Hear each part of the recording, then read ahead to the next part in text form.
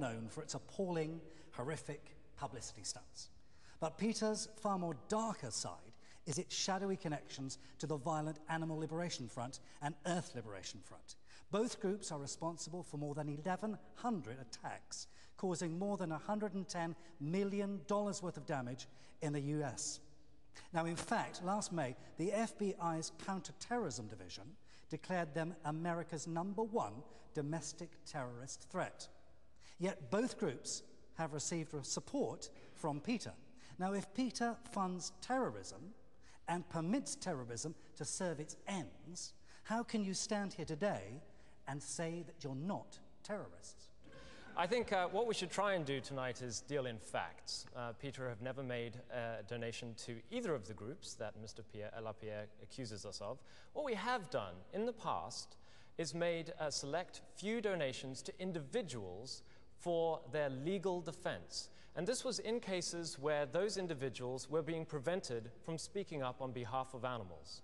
And I think in order to call someone a terrorist, you have to have some pretty damning evidence, something Mr. Lapierre does not have. I will say this, however. Animal rights activists have not once, ever killed a hunter, or any other animal abuser for that matter. However, hunters continue to kill and terrorize millions of animals every year.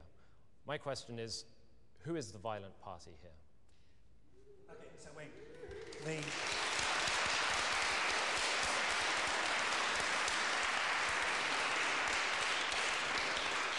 response then, Wayne, is that really PETA has not funded terrorism. They've actually just funded the defense of some of the people involved in terrorism. You know, that sounds exactly what they told the United States Congress when they denied any connection.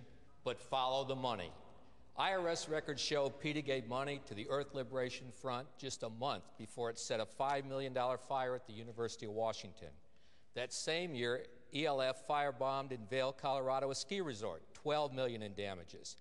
When reporters asked Mr. Butler about it, he said the funds were used, quote, used for the legal defense as support for caring individuals who are entitled to their day in court. Rodney Coronado, ALF, 5 years in prison, a multi-million-dollar firebombing at Michigan State University, $45,000 from PETA to his support committee, $25,000 to his father. Now let me read you what PETA actually says at a conference in McLean, Virginia. Bruce Friedrich, their campaign coordinator for PETA, said, blowing stuff up and smashing windows is a great way to bring about animal liberation. I think it would be great if all the fast food outlets, slaughterhouses, these laboratories, and the banks that fund them exploded tomorrow. I think it's perfectly appropriate to take bricks and toss them through windows. Hallelujah to the people who are willing to do it.